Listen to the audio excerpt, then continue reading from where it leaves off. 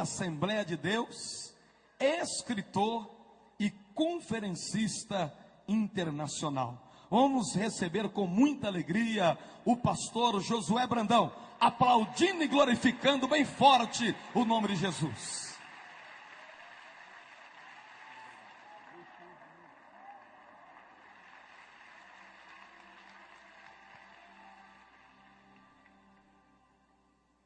Louvado seja para sempre o nome bendito e santo de Jesus, porque dele e por ele e para ele são todas as coisas.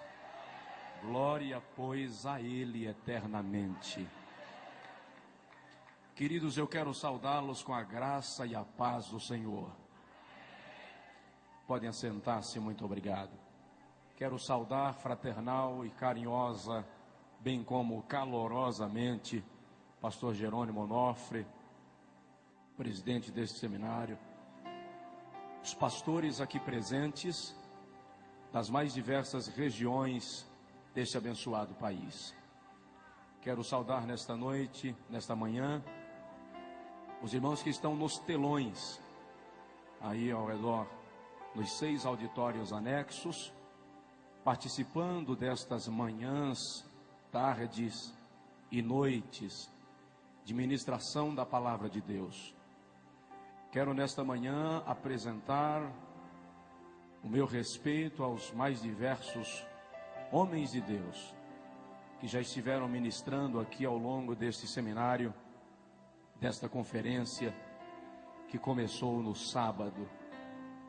Foram muitos, e a cada um Deus usou segundo a sua misericórdia, segundo a disposição de cada coração. Deus continue abençoando pastor Jorge Linhares, pastor Silmar, pastor Marco Feliciano, pastor Abílio Santana, pastor Jerônimo, os outros pastores que ministraram, pastor Nelson Rocha, nosso amigo e companheiro, todos os pastores que ministraram aqui nesse seminário. Mão de Deus continue estendida sobre cada um. Eu gostaria que os irmãos me permitissem apresentar uma pessoa que é muito especial, mesmo porque Deus confiou a esta pessoa a responsabilidade de me educar, de formar meu caráter e de me ensinar nos caminhos de Cristo. É o meu pai, pastor Gervásio, que está aqui. Eu agradeço a Deus pela sua vida. Vem, nos abençoe.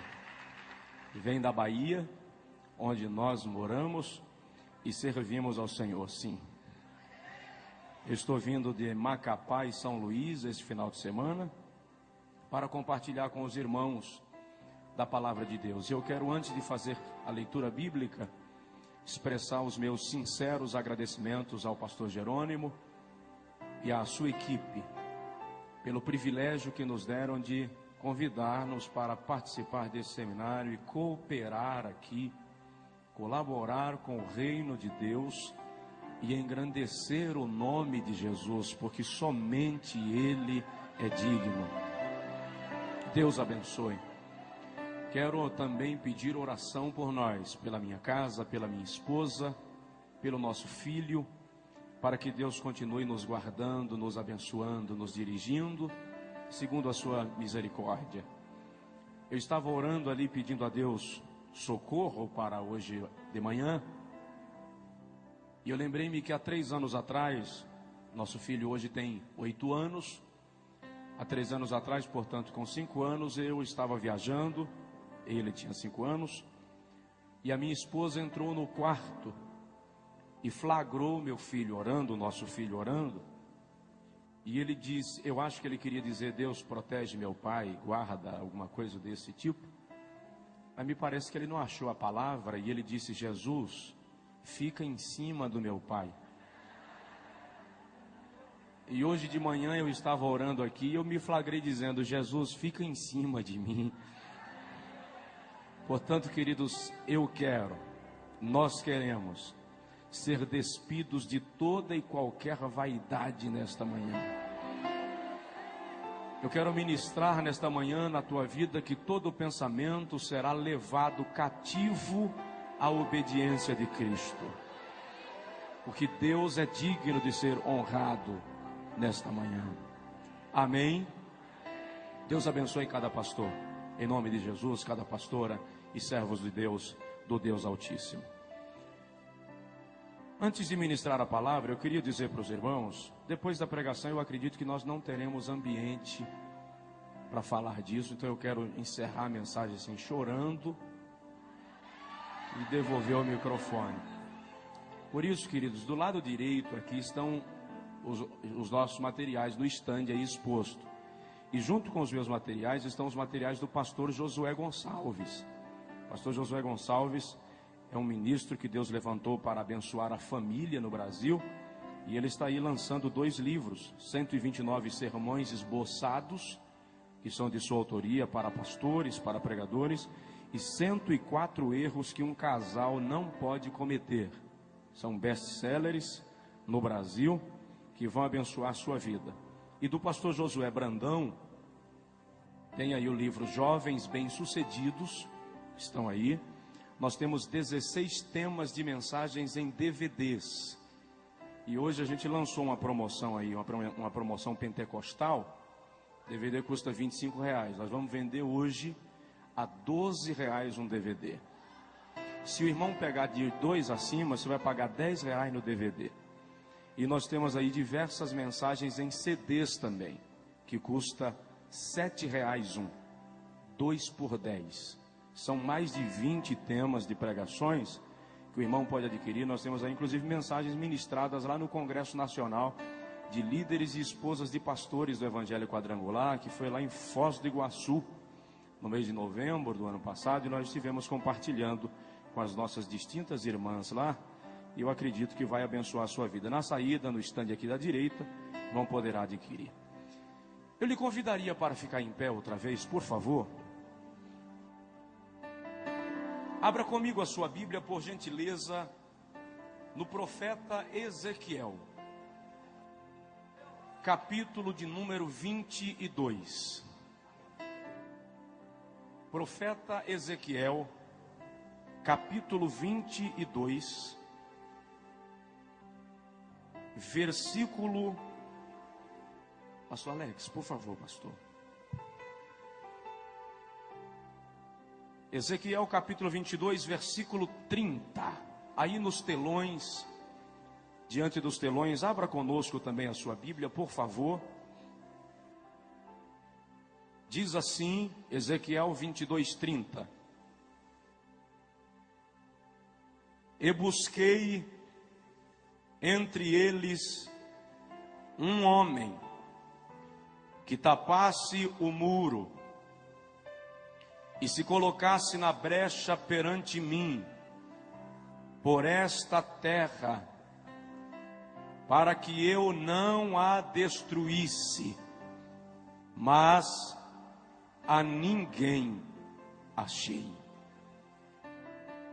E busquei dentre eles um homem que tapasse o muro e se colocasse na brecha perante mim, por esta terra, para que eu não a destruísse, mas a ninguém achei.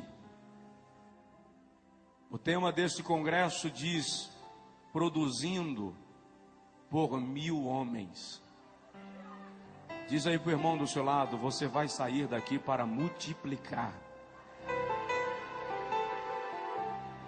Levante a sua mão comigo assim, por favor, e diga comigo: Senhor Deus, eu quero que a tua palavra seja profecia para a minha vida, e eu te darei a honra e a glória para sempre.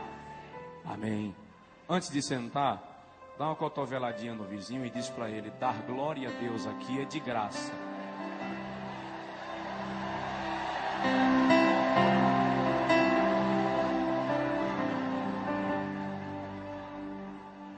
Pastor Alex, que esteve em contato comigo, pastor Germano, muito obrigado, amados. Deus abençoe.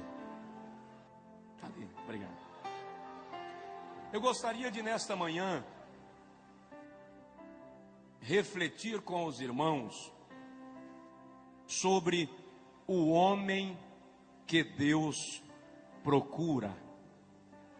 O homem que Deus procura. O profeta Ezequiel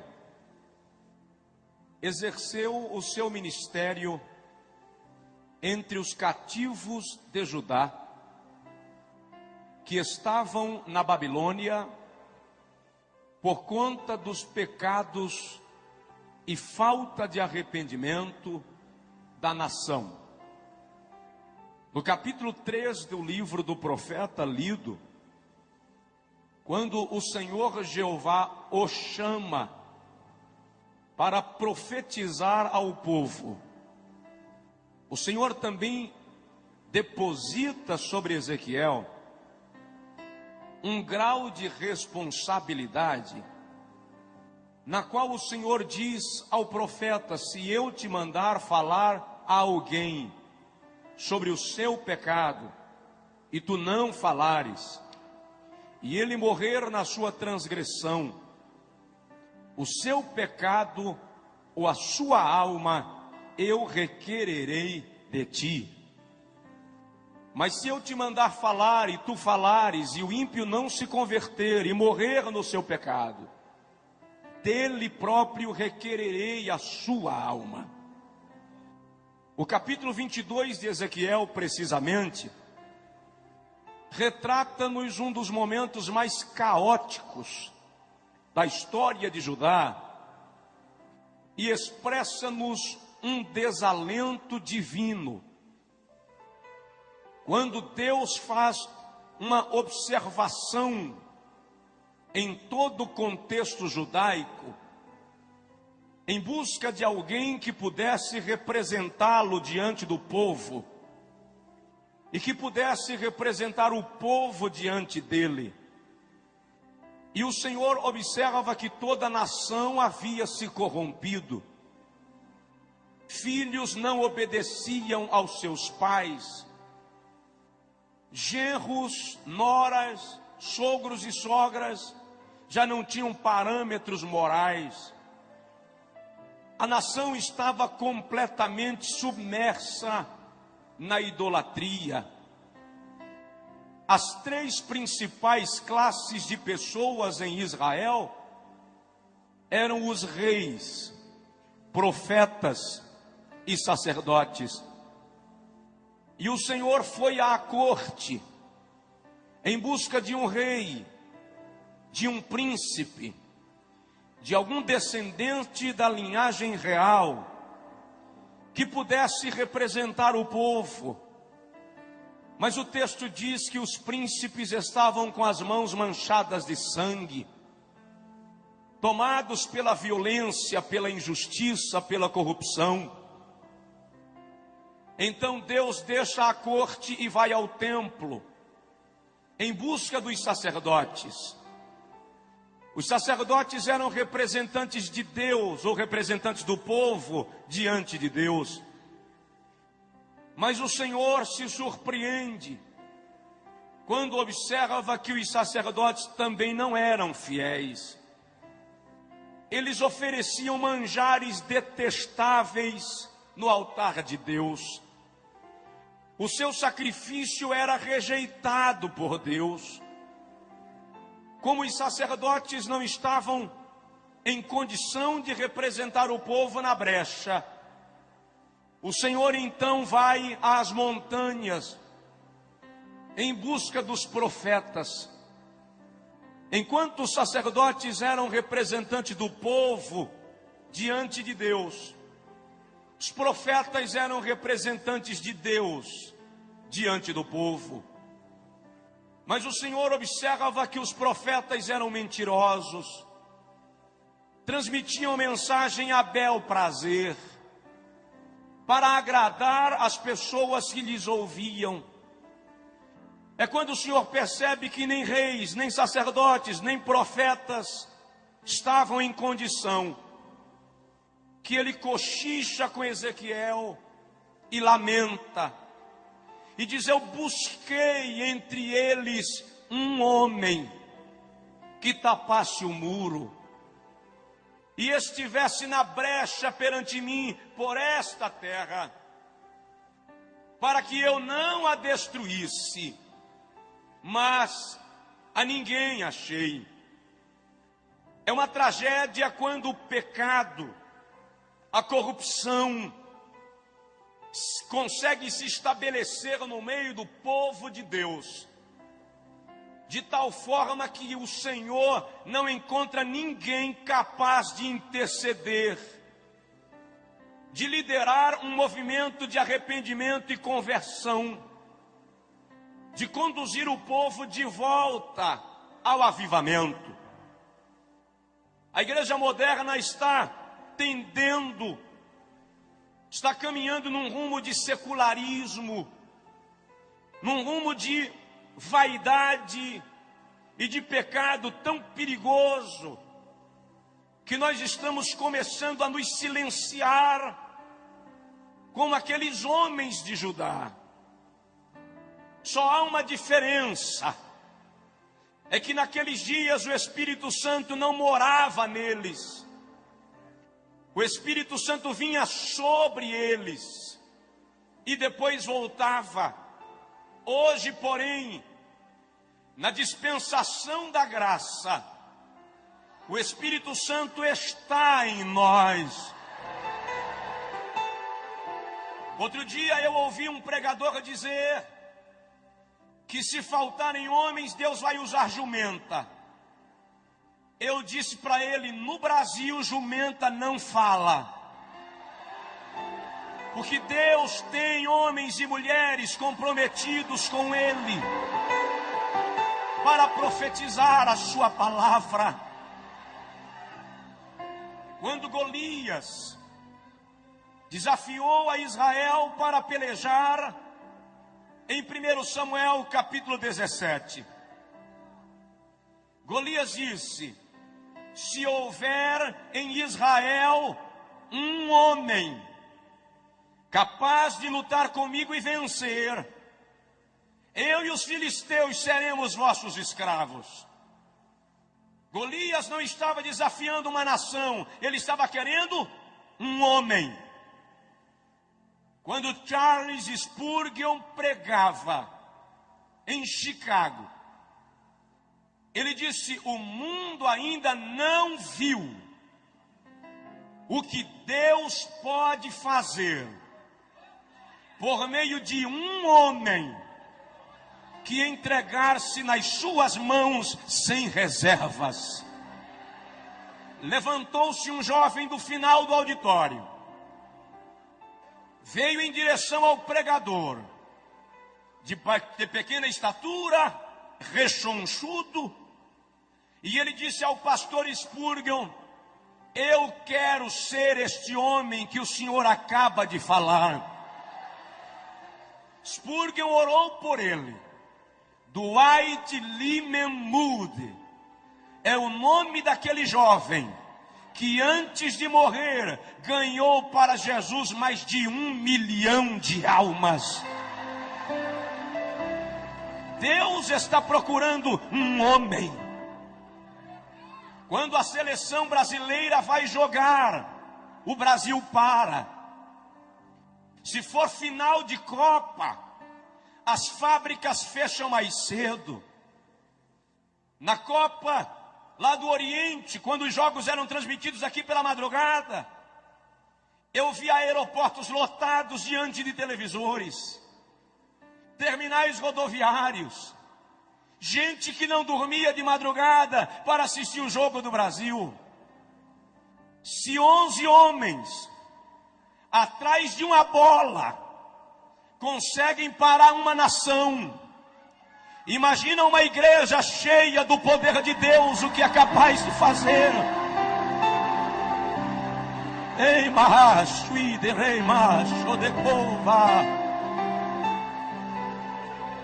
Deus está procurando alguém. Mas que tipo de homem Deus procura? Procuraria Deus um galã para representá-lo nos púlpitos das igrejas. Não, absolutamente, Deus não é diretor de novelas. Procuraria Deus um homem esteticamente perfeito para representá-lo? Não, Deus não é estilista. O homem que Deus procura, em primeiro lugar, tem que ser arrependido como Isaías. Quando o profeta Isaías escreve o capítulo 6, ele diz: no ano em que morreu o rei Uzias, eu vi o Senhor em um alto e sublime trono, e a orla do seu manto cobria os umbrais, e a casa se encheu de glória. E Isaías diz: eu vi serafins. A palavra serafins significa ardentes, aquele que está em chamas. E Isaías diz que os serafins com duas asas cobriam os rostos em reverência à santidade de Deus. Com duas asas cobriam os pés em reverência à missão da igreja. E com duas asas voavam numa disposição de servir. E diziam: Kodesh, Kodesh, Kodesh, Yahvé, Sabaoth, Santo, Santo, Santo, é o Senhor dos exércitos. Aqui e nos auditórios anexos do telão, levante a mão comigo, por favor. Vamos juntos. Santo, Santo, Santo é o Senhor dos exércitos.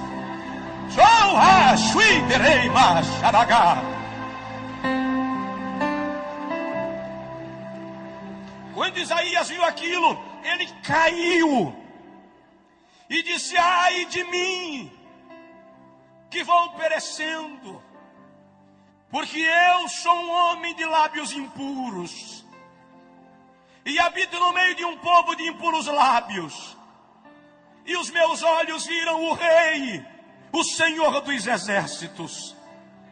Quando ele prostra-se, ele vê que o anjo voa do altar com uma tenaz e uma brasa nela, e toca nos lábios do profeta, e diz: perdoado é o teu pecado e a tua iniquidade retirada.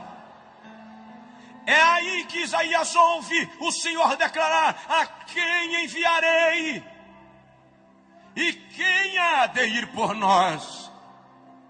Deus não pode usar um homem que não se arrepende.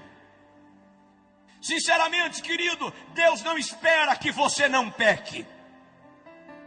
Deus não espera que você não falhe. Mas Deus espera que você não permaneça no pecado. Salmo 32:5, o salmista diz: confessei-te o meu pecado e a minha iniquidade não encobri.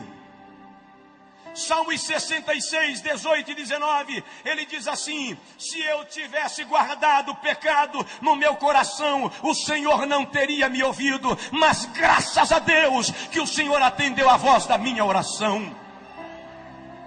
Nós estamos vivendo dias distintos de Deus, que o Espírito Santo vai gerar na igreja uma sede de pureza, de santidade, que vai fazer com que o pecado comece a sair de entre nós. Ninguém se engane, a figueira vai balançar, o dono da casa vai varrer a casa, e vai achar a dracma perdida, e vai nos comprometer mais com ele. A Bíblia diz que há 2 advogados que trabalham 24 horas em torno do nosso nome. Está escrito em Apocalipse capítulo 12, versículo 9, que Satanás, de dia e de noite, nos acusa diante de Deus. Mas está escrito na primeira epístola de João, capítulo 2, versículo 1, que se pecarmos, Temos um advogado perante o Pai, Jesus Cristo, o justo. E eu entendo, é possível que hajam advogados aqui. Eu entendo que quando Satanás chega lá em cima e diz: meritíssimo juiz, o Josué falhou. Olha, aquele homem lá que pastoreia, aquela pastora, aquele jovem, ele infringiu tua lei. É réu de juízo. Quando o juiz pega a sentença e olha, o nosso advogado de defesa bate a mesa e diz: protesto meritíssimo. Eis nas minhas mãos marcas dos cravos e do lado marca da lança, por onde derramei sangue para purificar este homem, essa mulher. Dá uma sacudida no teu vizinho e diz para ele: alegre-se, Jesus lhe perdoou. Alegre-se, Jesus lhe perdoou. Ora madre dei barraço e derramando managá. Obrigado. Segundo lugar, Deus está procurando um homem quebrantado como Jeremias. O Senhor não suporta dividir sua glória com ninguém.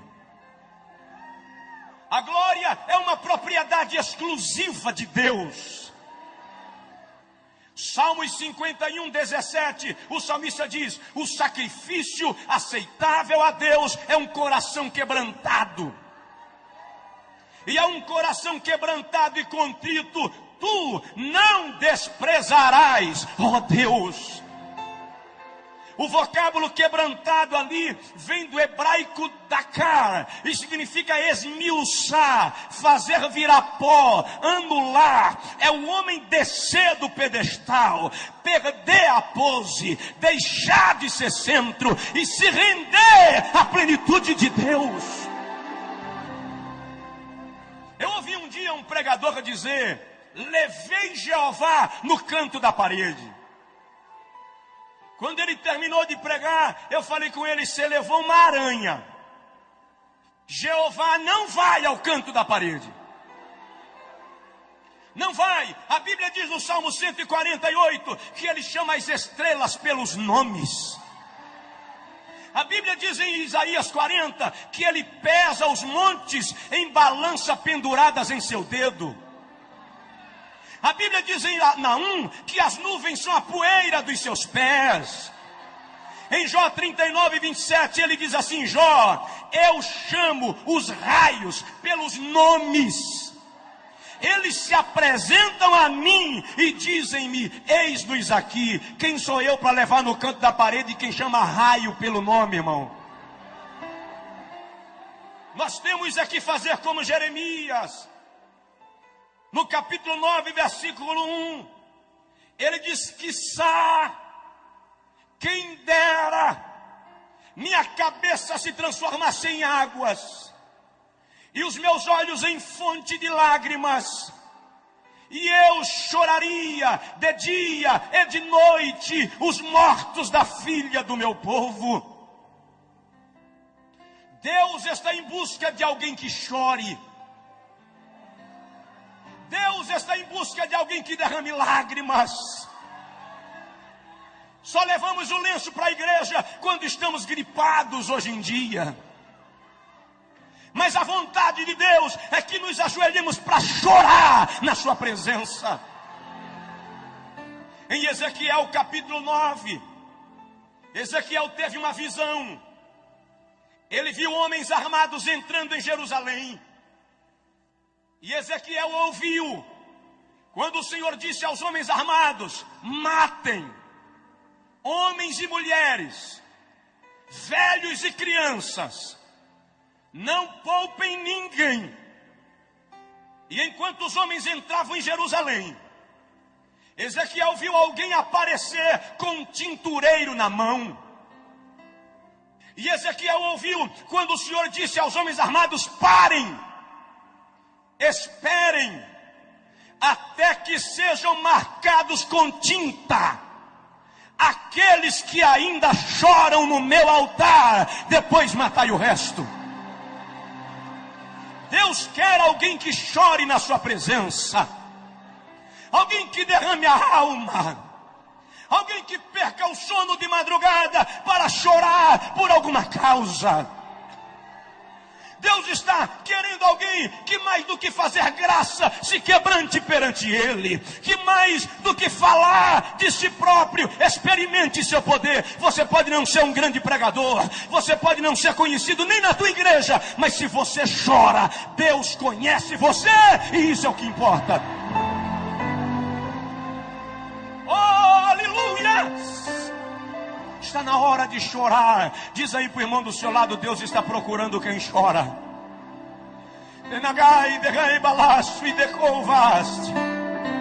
Romanos 12:15, a Bíblia diz: chorai com os que choram. Quantas vezes você está em casa e alguém precisa de oração e Deus quer você para orar? Minha esposa estava grávida, 8 meses de gestação. Na madrugada de 23 de agosto, ela acordou sentindo dores de parto. Eu levei-a ao hospital da pequena cidade onde morávamos na época, em 96. Quando eu cheguei lá, a chefe de enfermagem disse: pastor, tira ela daqui, leva para outra cidade vizinha, Jacobina, porque aqui não resolve. Quando eu cheguei lá, a médica que havia acompanhado o período pré-natal me disse: tem que interná-la agora.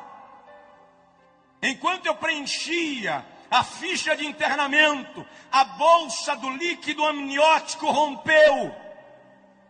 A hemorragia começou. Em menos de 30 minutos a médica me disse: eu preciso fazer um parto cesáreo para salvar a mãe, porque a criança já morreu. Não tem mais chance. Eu fiquei atônito. E ela disse para mim: você demorou a responder, já pensou na possibilidade de ficar viúvo? Eu disse para ela, com 22 anos, não. Fui para o carro que eu estava, ajoelhei no lastro e comecei a chorar.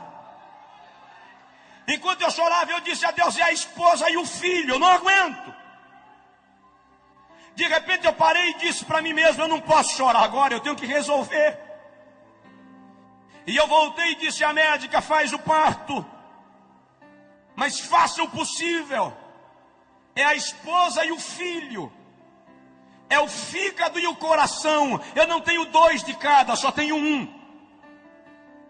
11h30, minha esposa entrou no centro cirúrgico e eu não podia orar. Eu media os corredores da clínica, mas a 200 quilômetros, Deus levantou uma irmã que preparava o almoço e disse para ela: Deusa, deixa o almoço queimar e vai orar por Josué, porque grande é a luta. Eu disse para ela, depois que ela desobedeceu, Deus mandou ela deixar o almoço queimar, e ela desligou o fogo. Mas ela foi orar, e enquanto ela clamava, orava, o Senhor disse: clama, porque grande é a angústia. 2h25 da tarde, o Senhor falou com a irmã Deusa: levante, que eu já fiz o milagre. 2h30, o pediatra saiu do centro cirúrgico e ele não falava, ele gritava, ele dizia assim: Deus está nesse lugar, Deus fez um milagre, Deus fez um milagre. Eu perguntei: doutor, como é que está minha esposa? Ele me segurou e disse: eu estou te dizendo que Deus fez um milagre, a tua esposa está bem e o teu filho fora de perigo, porque Deus é fiel. Chora. Anteontem em São Luís, uma irmã me disse: pastor, já pensei 2 vezes em largar meu marido. Eu disse: não larga não. Ela disse: por que vocês só dizem não larga não? Eu falei com ela: porque chorar resolve. Chora na presença de Deus. Terceiro lugar, Deus está procurando um homem obediente como Abraão. Gênesis capítulo 12, versículo 1. O Senhor aparece a Abraão, e diz: sai-te da tua terra, casa do teu pai, do meio da tua parentela, para a terra que eu haverei de te mostrar. E eu engrandecerei o teu nome, e te abençoarei, e tu serás uma bênção. E abençoarei os que te abençoarem, e amaldiçoarei aos que te amaldiçoarem. E em ti serão benditas todas as famílias da terra. Gênesis 12 diz: partiu, pois, Abrão conforme o Senhor lhe ordenara. Quer saber de uma coisa? O grande problema da religiosidade é que ela está formando crentes de sacrifícios e não crentes de obediência. Por qualquer problema, eu quero pagar o preço. Eu faço uma corrente de 7 semanas. Eu faço 7 vigílias. Por qualquer coisa, eu faço uma campanha de jejum. Não pelo prazer, pelo sacrifício. E depois tem irmão que diz assim: eu recebi porque paguei o preço. Se fosse para eu pagar o preço, o Calvário não existiria. Quem pagou o preço foi Jesus. Tu recebes pela graça. Eu não estou dizendo para você não jejuar, não. Jejue. Faça campanhas de oração, faça corrente, não tem problema.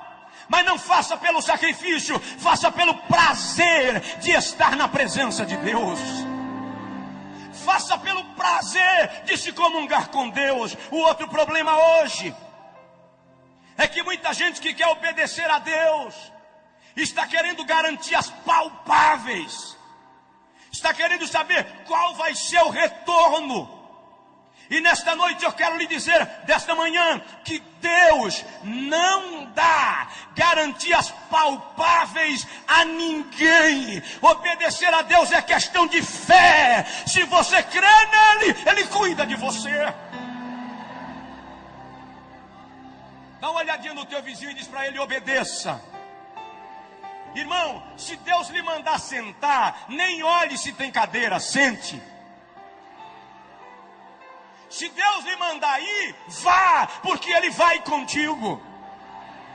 Homens obedientes como Abraão. Em quarto lugar, Deus está procurando homens, além de arrependidos como Isaías, quebrantados como Jeremias, obedientes como Abraão. Ele está procurando homens restaurados como Pedro. Não funciona, querido, maquiar a vida espiritual e se apresentar como se fosse teatro. A vida cristã não pode ser movida de atrizismo, de representação, de hipocrisia. A vida cristã não pode ser como carro velho, enferrujado, de pneu liso, motor batido, que você reforma a chaparia, pinta o carro, coloca pneu novo e deixa o motor queimando óleo. Eu posso até enganar você com a minha aparência, mas eu não poderei enganar aquele que conhece e sonda os corações dos homens.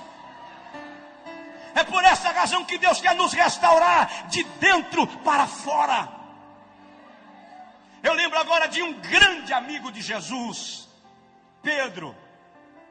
Pedro falhou feio com Jesus. Jesus estava sendo julgado e Pedro estava se aquecendo lá fora. De repente alguém olhou para Pedro no meio do círculo e disse: você parece com o Nazareno. Pedro disse: nunca ouvi falar. Saiu para o vestiário. Quando chegou lá, a empregada de Pilatos, arrumando os armários, olhou para Pedro e disse: eu acho que já vi você andando com o Nazareno. A Bíblia diz, Lucas diz, que Pedro saiu resmungando, reclamando. Eu imagino Pedro nervoso, dando tapa na parede. Enquanto ele passou reclamando, alguém disse: a tua fala te condena. Crente até nervoso parece crente. Lucas diz que quando Pedro negou a terceira vez, só Lucas dá esse detalhe, ele diz que Jesus olhou para Pedro. Jesus não disse nada, apenas olhou para Pedro. O olhar de Jesus arrebentou Pedro. E Pedro foi chorar amargamente. Andei com ele 3 anos e o neguei. Eu caminhei sobre as águas. Fui eu quem tirei a moeda da boca do peixe. Como é que eu posso ter negado? E Pedro chora. Mas Jesus ressuscitou. Ele não ficou no túmulo. Quando Jesus ressuscita, Marcos 16, as mulheres vêm, voltam correndo com a notícia, e Maria Madalena fica lá. De repente aparece o mestre e diz Maria. E ela diz Rabi, Rabone, Raboni, mestre, meu mestre, meu bom mestre. E Jesus diz, não me toca Maria, vai para lá e diz aos meus discípulos e a Pedro que eu vou para a Galileia. Por que Jesus disse e a Pedro? Por que não e a João, que ficou ao pé da cruz até a última hora? Porque Jesus sabia que Pedro não teria coragem de encará-lo. E eu imagino Maria chegar na reunião dos 12 e dizer, olha, eu vi o mestre. Ele me disse que é para a gente ir para Galileia, que lá ele vai conversar com a gente. E você, irmão Pedro? Sim, irmã Maria, Jesus disse que você não pode faltar lá.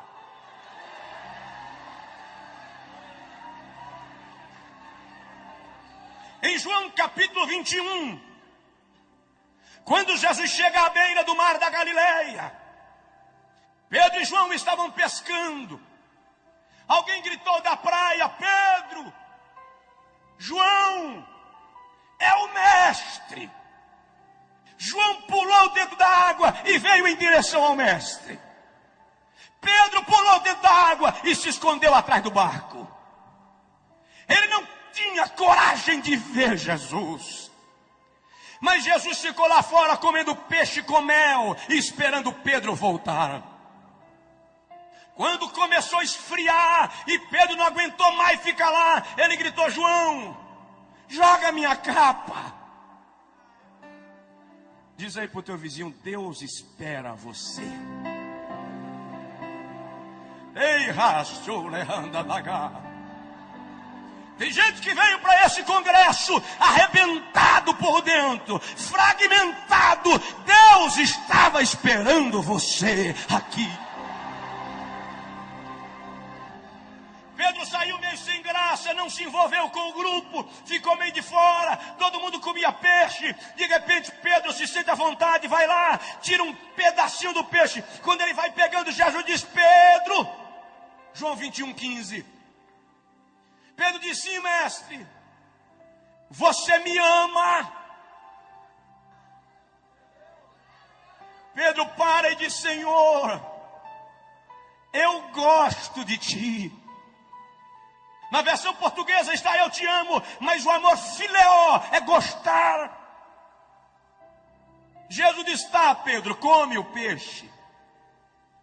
Pedro come, se sente já meio à vontade, vai pegar de novo um pedacinho de peixe. Quando vai pegando, o mestre diz, Pedro, sim senhor, você me ama, Pedro? Senhor, eu gosto muito de ti, agapaó. Come, Pedro. E Pedro vai comendo e vai se envolvendo. Quando ele vai de novo, o mestre diz, Pedro, sim, Senhor, você me ama. A Bíblia diz que Pedro entristeceu-se. Mas aquela tristeza é porque Jesus atingiu a ferida de Pedro. Jesus chegou no problema de Pedro. Ele tirou o cascão. Pedro olhou para o mestre e disse: Senhor, tu sabes que eu te amo. Jesus estava restaurando Pedro. Jesus estava refazendo a vida de Pedro. Depois é Pedro que aparece em Atos 3,19, num dos versículos mais belos das pregações de Pedro, quando ele diz: convertei-vos e virá os tempos do refrigério. Tempo de refrigério no original grego é tempo de restauração. Deus não lhe chamou para viver despedaçado e no prejuízo da fé.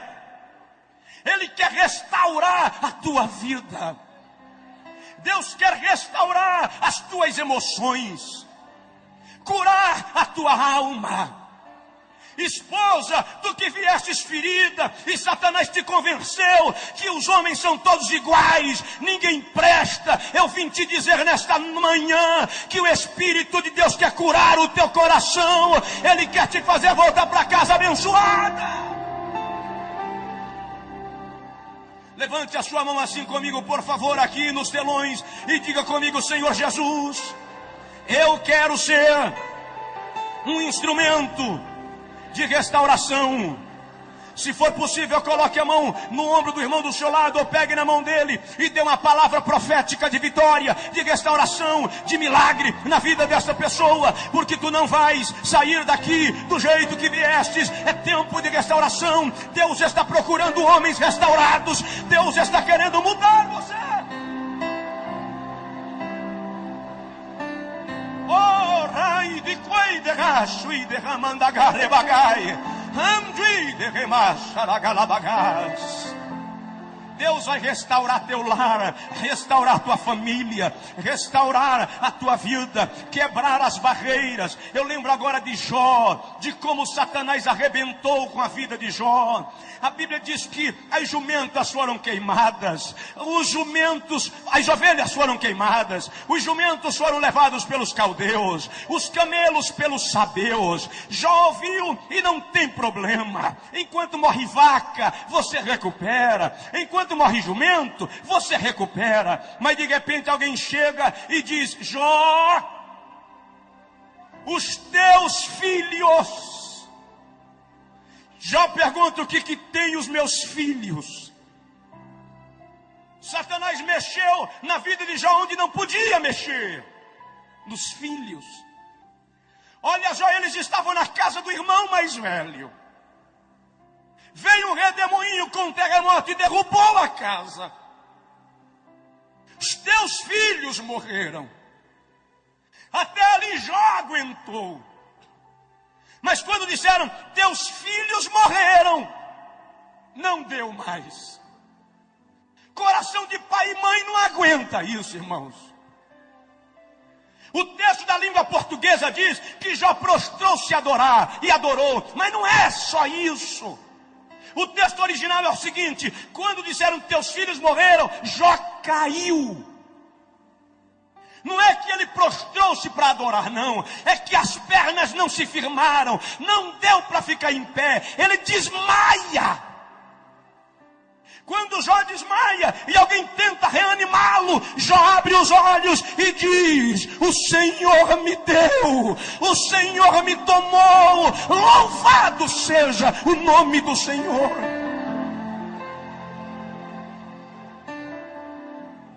Depois Satanás fere a Jó de úlceras malignas, da planta do pé à cabeça. No capítulo 6, Jó diz que até na sua boca haviam tumores purulentos. De repente Elifaz chega e diz: Jó, eu tive um sonho pavoroso. Eu vi um bicho, Jó. A fisionomia eu não discerni, mas era um vulto, capítulo 8. E eu me amedrontei. E os meus cabelos se arrepiaram. Quando Satanás viu que Jó não blasfemaria, ele disse ao anjo da morte: ronda, Jó. Não tem macho que não estremeça quando o gelo da morte lhe bate o corpo. Quando Jó sentiu o gelo da morte, capítulo 13, versículo 15, ele diz: ainda que ele me mate, eu ainda esperarei no Senhor.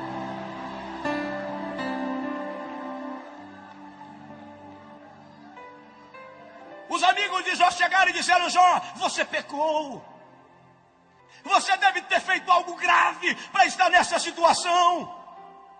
E eles começam a discorrer sabedoria. E o livro de Jó é um dos mais ricos em sabedoria e em ciência. Enquanto eles falam, Jó olha para eles e diz: vocês são inteligentes. Vocês sabem de muitas coisas. Mas eu sei de uma que vocês não sabem. Jó, nessa situação, você consegue saber de quê? Eu sei que o meu Redentor vive, e um dia ele se levantará sobre a terra. Dá uma sacudida no teu vizinho e diz: o Redentor se levantou para você. O Redentor se levantou para você. O Redentor se levantou para você. Eu já vou terminar. Oh, Abagamanama, suite plas. Sabe de uma coisa que eu quero citar nesta manhã, que não estava naquilo que eu planejava, mas me veio agora. Diz aí para o seu vizinho: Satanás não pode tocar em você.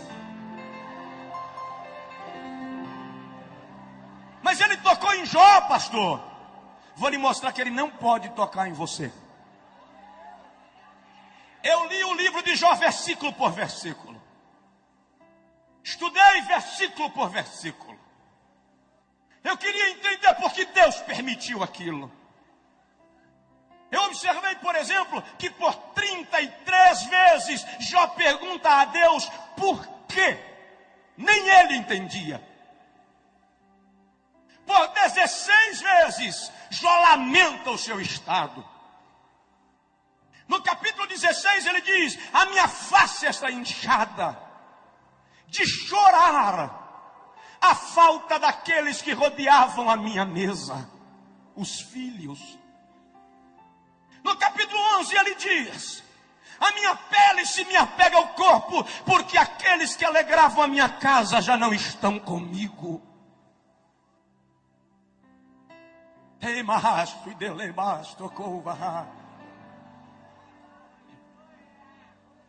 Mas no livro de Jó só tem uma reclamação. Está no capítulo 9, versículo 33. Quando Jó diz: se eu tivesse um árbitro, se eu tivesse um intercessor, se eu tivesse um sacerdote que julgasse a minha causa diante do Todo-Poderoso, eu não estaria assim. Jó sentiu falta de quem? De Jesus. Jó sentiu falta de Jesus. Em Lucas 22, 31, Jesus chega para Pedro e diz: Pedro, Satanás pediu ao Pai para te peneirar como trigo. Como se dissesse: Satanás quis fazer com você o que fez com Jó. Mas eu roguei ao Pai por ti, para que a tua fé não desfaleça. Quer saber de uma coisa, pastores? Quando Satanás chega lá em cima e diz: Jeová, eu quero dar uma sacudida no pastor Jerônimo, eu quero dar uma balançada no Josué, eu quero pegar aquela pastora e passar rasteira nela, Jesus atravessa na frente e diz: Pai, ele não, Pai, ela não, porque são meus e eu tenho compromisso com eles. Fica de pé, por favor, em nome de Jesus. Lei, Pai, derramai, decova, xaragalabagobecaçute plast. Dá um abraço no teu vizinho, se possível, um aperto de mão, e diz para ele: Satanás não vai tocar em você. Satanás não vai tocar em você. Satanás não vai tocar em você. Oh, rei, nos telões, nos auditórios anexos, é tempo de restauração, é tempo de vitória.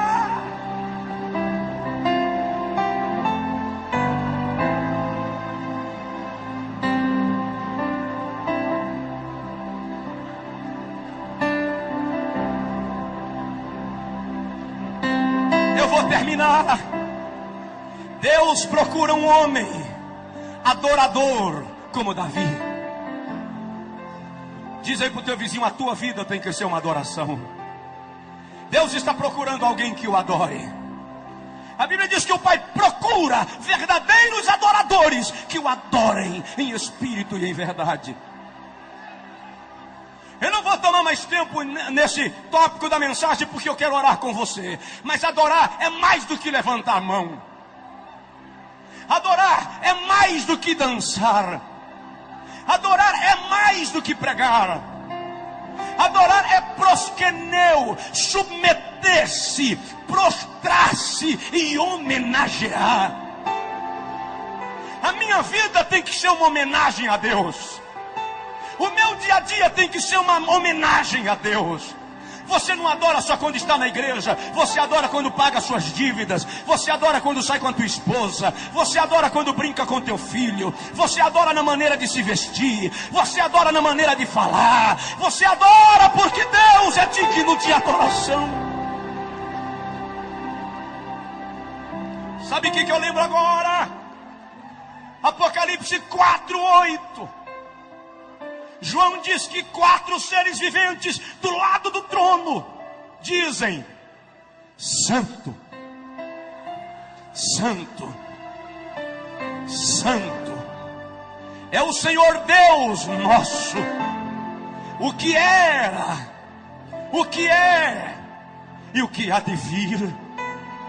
Quando eles terminam, a Bíblia diz que os 24 anciãos lançam suas coroas diante do trono e dizem: digno de receber honra, glória, louvor pelos séculos dos séculos.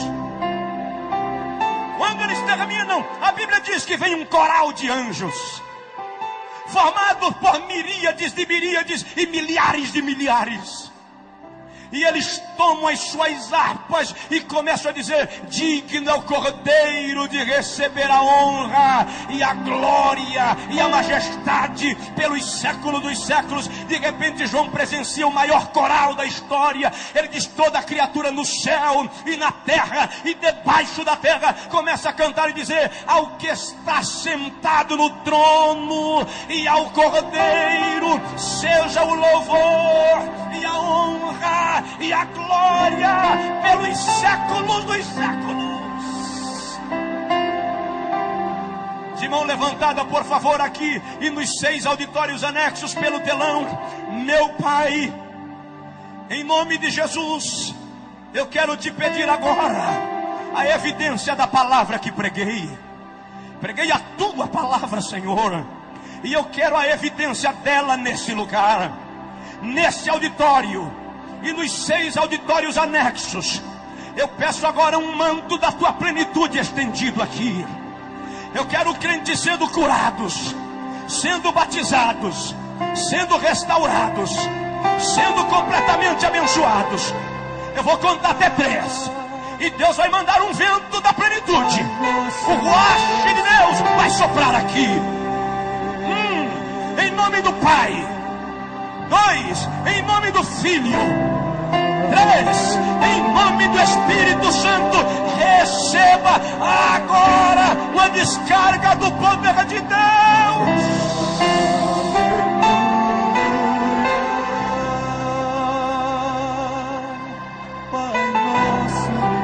Era bagai, de quem o hiperfaça da garabaga.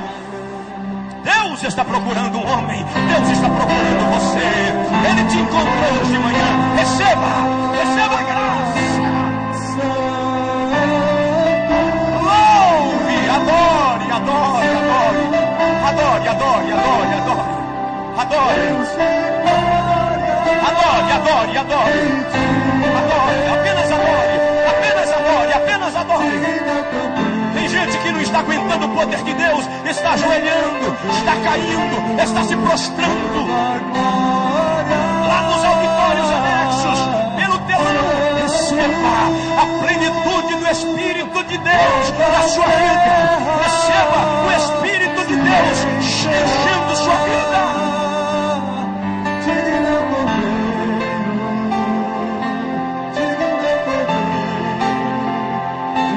É tempo de cura, é tempo de restauração. Deus procura um homem, Deus procura alguém.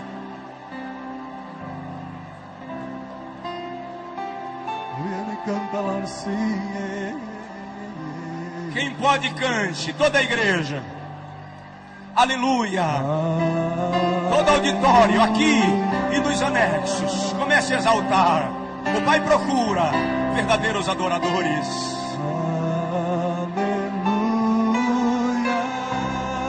Santo és tu, Pai nosso e Deus e poder.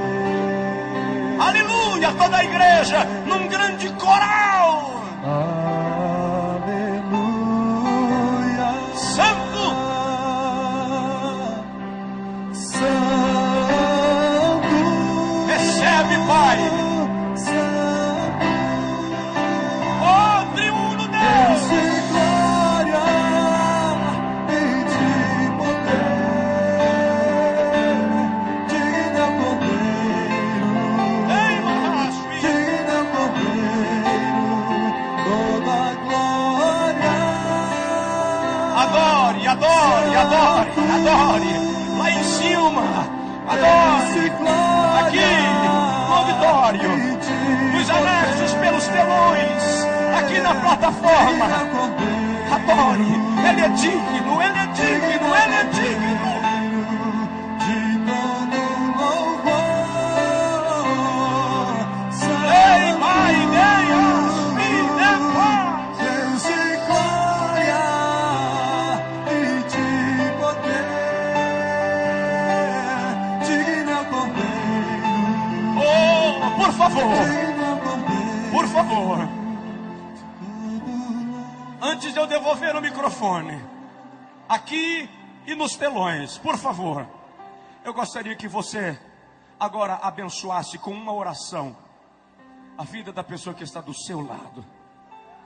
A Bíblia diz, sem contradição alguma, o menor é abençoado pelo maior. Maior aqui é Jesus. Nós somos apenas servos seus, filhos, amigos. Mas eu gostaria que você orasse pela pessoa do seu lado. Ministra sobre ele agora. Lá no telão vai haver uma corrente de poder de Deus neste lugar, que vai passar de vida para vida aqui. Deus está curando agora. Tem gente aí que está recebendo cura divina agora. Você vai sentir a mão de Deus tirando a enfermidade do teu útero. Tu vai sentir a mão de Deus tirando a enfermidade do teu corpo, do teu coração, da corrente sanguínea. Aleluia, pastor Jerônimo, pastores que coordenam esse seminário, a plenitude de Deus continue sobre as vossas vidas, a unção de Deus continue sobre vós. Pastores que ministraram nesse seminário, os que ainda estão aqui, os que já foram, a mão de Deus continue sobre vocês. Os que ainda vão ministrar, a graça de Deus venha sobre a vossa vida. Pai nosso e Deus. Ei, barabadagachei de gremacha da bagai. Aleluia, pastor Flamarion. Aribedagachei de candagabarrandagai. Adore, adore, adore, adore, adore, adore, adore, adore, adore. Santo, Santo, Deus de glória e de poder. Digno Cordeiro, digno Cordeiro, de todo louvor. Santo,